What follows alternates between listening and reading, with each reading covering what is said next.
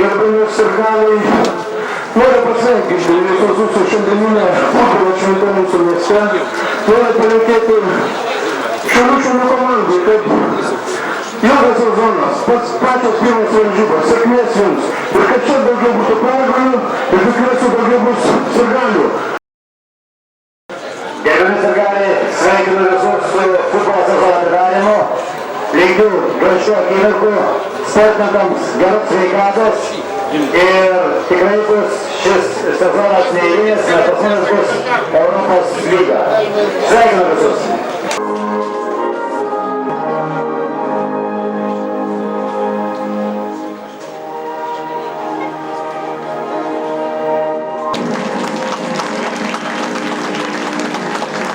Klubas sveikina visas mamas.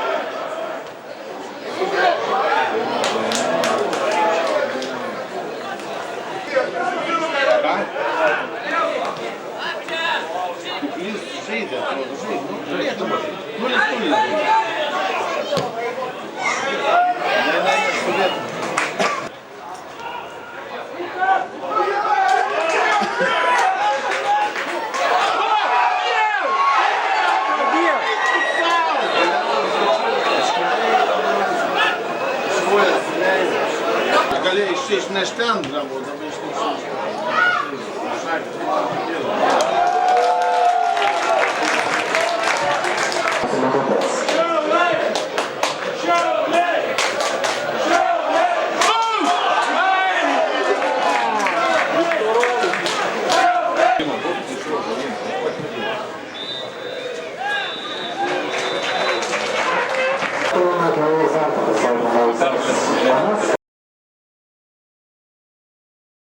Na, žaidėm prieš Vėtrą, tikrai stiprus varžovas, manau, žaidėme lygiai.